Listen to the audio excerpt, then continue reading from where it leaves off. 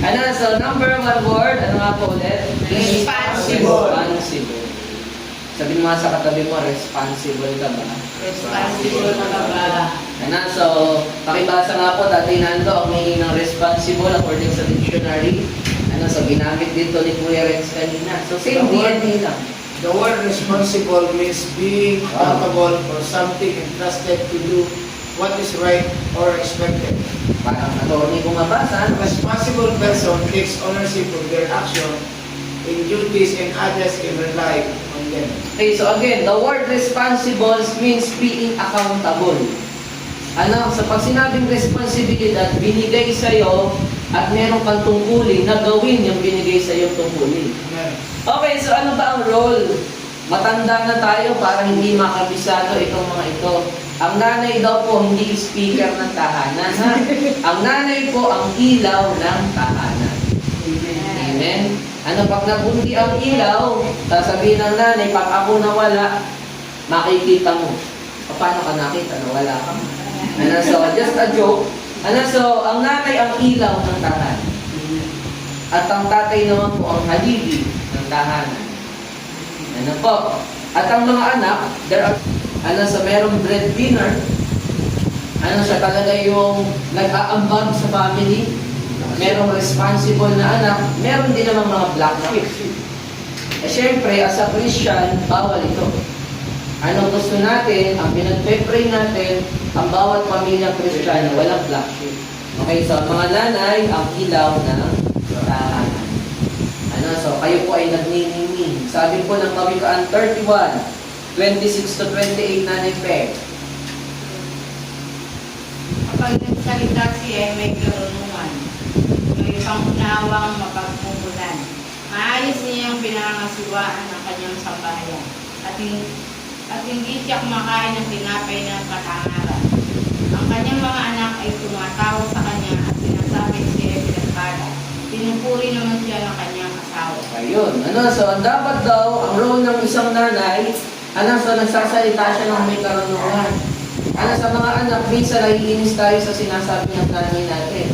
Pero alam niyo po ba, totoo yung kasabihan na mother knows best.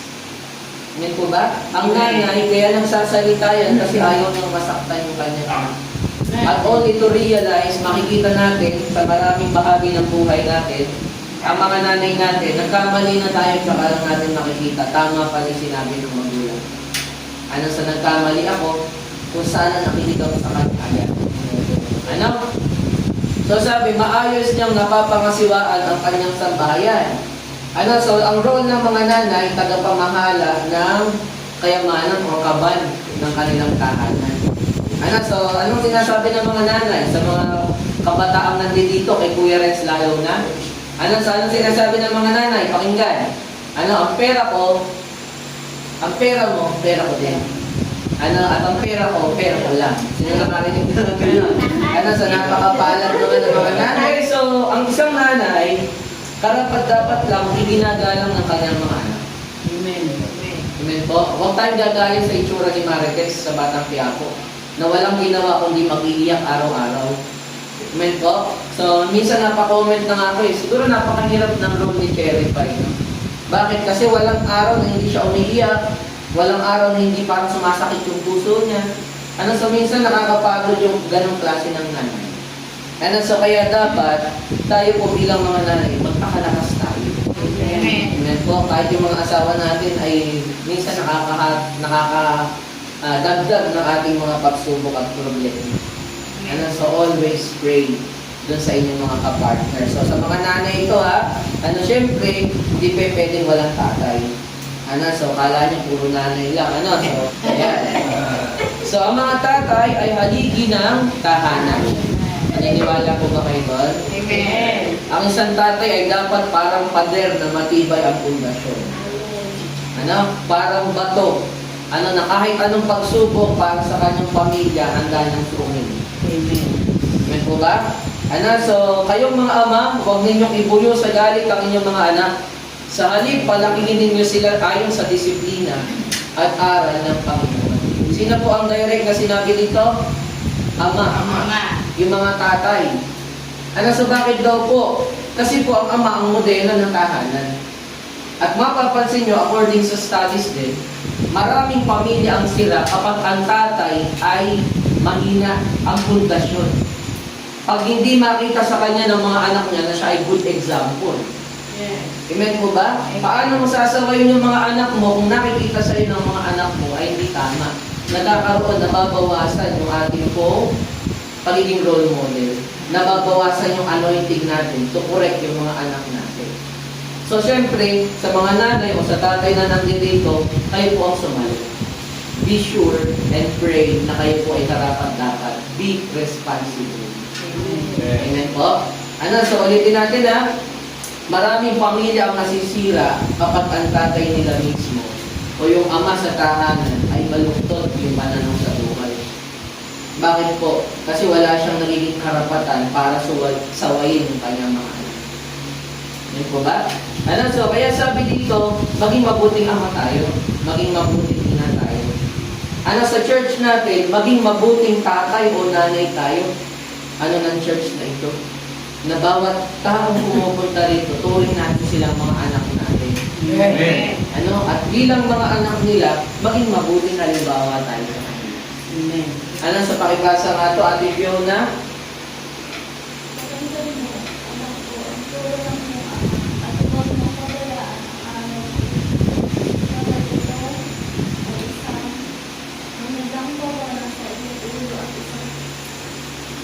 Kalong.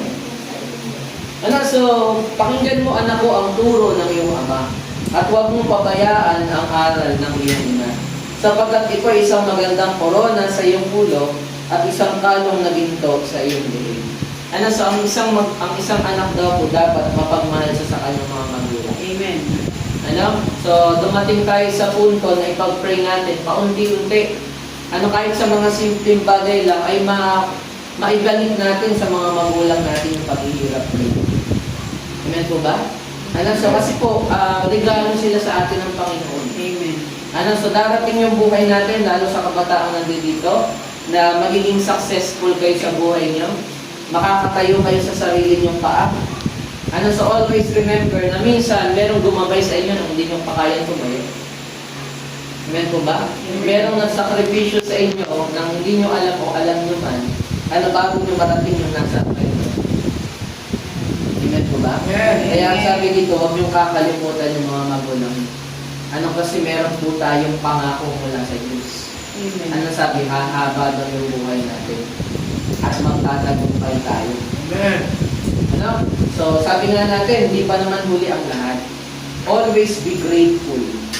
Ano, sino po dito ang kumpleto pa ang magulang, nanay at tatay nila? Ano po, sa darating yung panahon, may mawawala, mayroong pupunin ng Panginoon dyan. Ano, at dadating yung Panginoon, dadating ang panahon, pareho na silang mawawala. Ano, at mag-iisa ka na lang. So, always remember kung saan ka nagsimula. Ano, dahil doon ka patatatagin ng Panginoon. Amen. Ano, so para at si Aaron ay magkapatid. Iisang pamilya sila. Iisa sila ng dugo. Pero magkaiba sila ng pananampalataya. Magkaiba sila ng nakalakihan. Amen po ba? Amen. To give you a short background, si Moses po ay pinanganak sa Israel pero napunta ng Egypt. Di ba siya yung pinaanod po sa ilog? Tama po ba? At mula baby pa lang siya, nadala siya ng Egypt, pero doon na siya lumaki. Ano, at only to find out, ang kakalabanin pala niya balang araw, ay yung mga taong nagpalaki sa kanya. Madali ba yun? Yung kanyang kakalabanin, yung babasagin niyang kultura, yung kulturang niyakap din niya mula bata siya. Amen po ba? Amen. Mahirap po yun. Ano? So lumalalim tayo. Pero meron tayong tinatawag ditong vision. Sabi nga po, vision. Vision. Ano? So, ang vision na ibinigay ng Diyos kay Moses ay nasa Exodus chapter 3, verse 9. Sige nga, tingnan nga natin. I think 13 ito.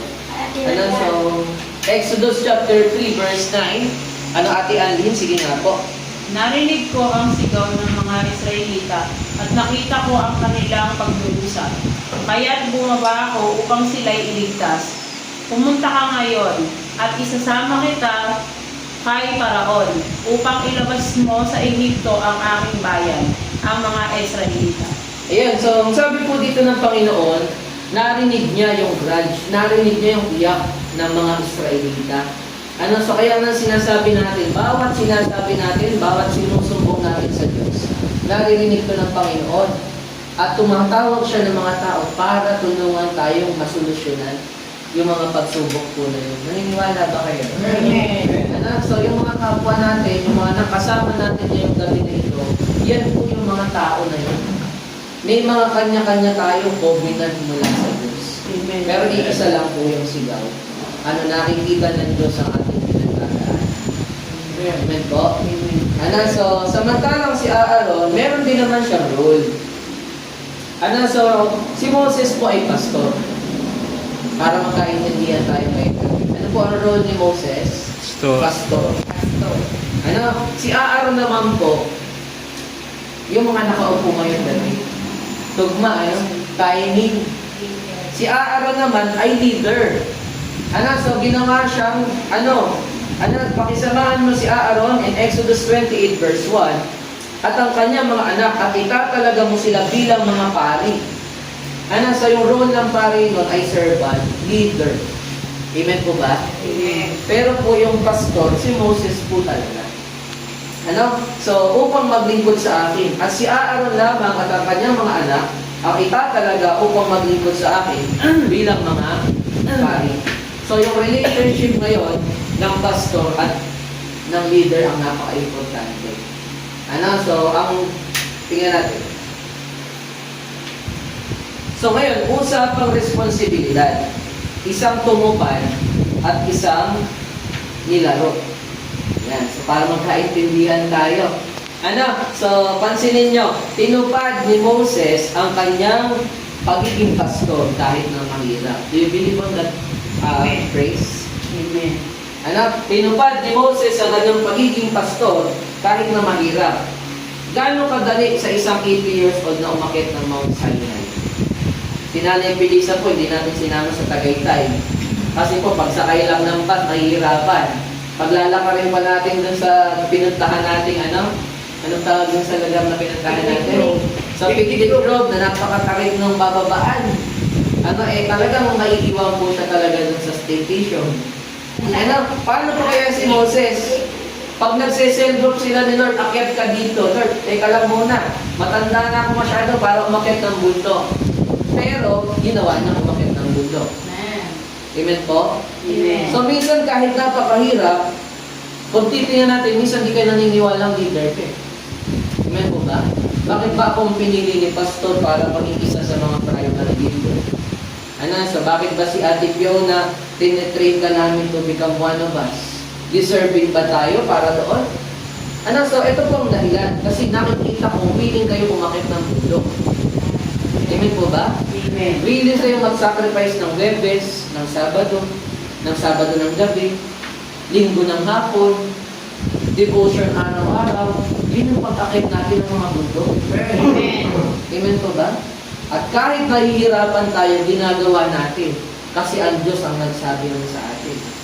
Amen po ba? Pangalawa, saan ka nakakita ng isang matanda pagkatapos ng paakyatin sa mundo, hindi naman pala itsurang tao makakausap niya. Ang kakausapin niya sa itaas ng bundok ay nagliliyab na dayami. Nakipag-usap na po ba kayo sa siga? Mupo nga po kayo dun sa maglagay ka nga ng monoblock habang nagsisiga ka. Tapos kausapin mo yung apoy. Pagtatawa ng apoy ng mga kapitbahay mo. Si Lord nagpakita sa kanya sa anyo ng burning bush.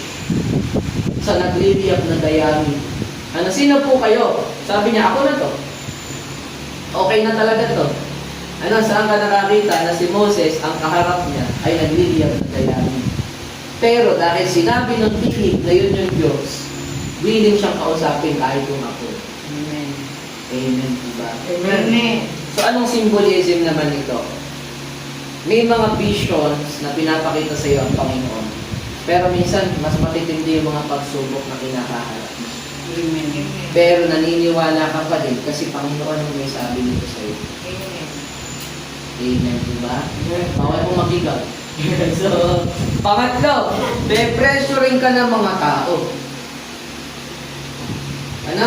Sasabihin, bakit tayo palipat-lipat? Ano sabi kay Moses? Kung saan-saan tayo nagpupunta.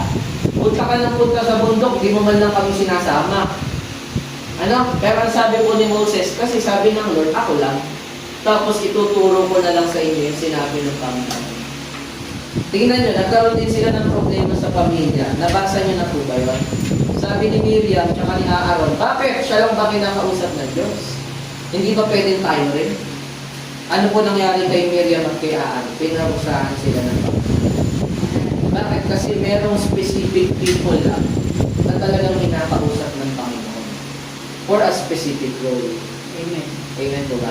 Amen. Ano, so tayo, naniniwala tayo as leaders, kinakausap din tayo ng Panginoon. Amen po ba? Amen. Ano, so wala naman nagsabing puntahan ni Nanay Pe yung kanyang kapitbahay. Ano, so magugulat ka na lang, nag-send na lang ng picture sa GC natin. Bakit? Kasi yun yung leading ng Diyos sa kanya. Amen po ba? At sinunod mo po yun, purihin ng Panginoon. Amen. Amen. Amen? So minsan, mahirap sundin ang tinig ng Panginoon. Pero pag masaya ang puso mo, pag responsible ka, magagawa mo. Amen. Amen po ba? Ano, kahit pressure ka ng mga tao. Ano, so sabi niya, kailan ba dadating? Ano ba itsura ng Diyos?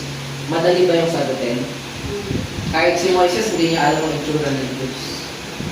Ano, so sabi niya, ang labo mo naman. Dinadala mo kami sa pananampalatayang malabo.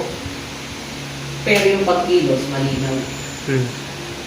Amen po ba? Amen. Tayo ay naniniwala sa isang pananampalatayang hindi nakikita pero nararamdaman. Amen. Amen po ba? Nalapakan natin ang Panginoon. Okay, so ito, alam na alam niyo yung word na nilaro. Si Aaron, pinili din. Pero ang kanyang ginawa, sa kanyang pananampalataya, sa kanyang covenant sa Diyos, nilaro niya. Ando doon siya, pero naglalaro siya. May mga kilala ba tayong taong naglalaro? Sana bilang mga Christianong leader, huwag tayong maglalaro. Huwag nating laruin. Di ba ang common na word ngayon sa mga kabataan, nilaro masyado? Ang nilalaro, ni Aaron ang kanyang pagiging leader. Mukhang nakakatawa, pero masakit pakinggan. Una, nagtuturo sa anak na hindi malinaw. Di ba sabi ko kanina, napakahalaga ng tatay? Ano, so minsan po, sa isang verse ng Bible, nag-ambag, naghandog yung mga anak ni Aaron. At sabi po ng verse, hindi naman yun yung pinagagawa ng Panginoon. Hindi naman sila pinagbibigay, pinag-aambag ng Diyos ng Panginoon. Ano, so hindi sila pinag-ahandog ng Diyos ng something. Pero ginawa nila on their own will. Ano pong sabi? Pinatay ng Diyos lahat ng anak ni Aaron. Dahil lang sa isang pagkakamali. Ganun kahigpit ang Panginoon dati. Mamali ka lang ng decision, patayin mo. Sa panahon kaya natin ngayon, minsan ka lang magkamali. So bubuwal ka na lang. Hindi na po tayo nabubuhay sa ganung panahon kasi may habag na ang Panginoon sa atin. Amen. Pero sabihin mo sa katabi mo, huwag mo naman laruin. Huwag mo lalawin. Na magseryoso ka. Hindi siya consistent na ama. Paano kaya nangyari yun? Nakakalungkot na sa hindi siya consistent na ama. So ang nangyari, madali siyang ma-pressure sa mga tao. So ito talaga yung exact na pinakita ng Panginoon. Natatandaan niyo ba? Yung unang set ng tablet. Bukod po sa tablet natin ngayon, meron ng naunang tablet. At si Moses ang unang nagka-tablet. Kwento niyo po yun sa ibang tao. Kaso yung tablet na hawak niya, hindi digital. Ang tablet na hawak niya, yung Ten Commandments. May first set of tablets. Excited si Moses. Matanda, dala-dala yung malalaking bato. So ito ang 10 utos ng Diyos. Bakit po ako nagmalamanay? Only to find out, full of excitement si Moses to share the 10 Commandments. Anong inabutan niya? May mga tao, sumasamba, meron baka pinapaikot. Hinto na baka. So eto na mga kapatid, hindi pa natatapos magsalita si Moses Ano nangyari? Nakita niya may nag-worship na sa baba. Baka yung sinasamba. Ano po nangyari? Sa galit ni Moses, binasag niya yung 10 Commandments. Kaya kung babasahin niyo yung Word of God, 2 beses siyang ipinag-print ng Diyos ng Ten Commandments. Kasi yung una nagalit eh. Ano sa bakit? Sabi niya, ano nangyari? Hindi niyo ako naintay. Ano po sabi ko ni Aaron? Eh, ito kasi yung mga tao na to, ang titigas ng ulo eh. Pero nag-contribute siya, nag-ambag siya. Ang sabi ng Bible, nung sabi, lahat ng mga ginto, kumanin. Ano ginawa ni Aaron? Yung mga bracelet niya, lahat ng magaganda, ito sama niyo. Nag-participate siya. Kaya po minsan, sinisisi natin ng ibang tao, pero tayo din bahagi ng pagkakamali. Amen. Amen. Po, so natatandaan niyo si Adan at si Eva. Nagkasisihan. O Adan, bakit ka kumain? Kasi po yung binigay yung babae. Eh. Sabi ng babae, bakit ka kumain? Kasi po yung ahas. Sabi ng ahas, kasi po, wala na pala akong sisisihin. Nagkasisihan. Pero walang pinarusahan, isa lang ang Diyos. Tatlo silang pinarusahan. Amen po ba? So, nakita niyo dito, isang mananampalataya na tumupad at isang mananampalataya na naglaro. Ano sabi? Minsan nakakahiya yung kasaysayan pagka natatanda. Ano kaya dapat seryosohin natin yung ating relationship sa Diyos?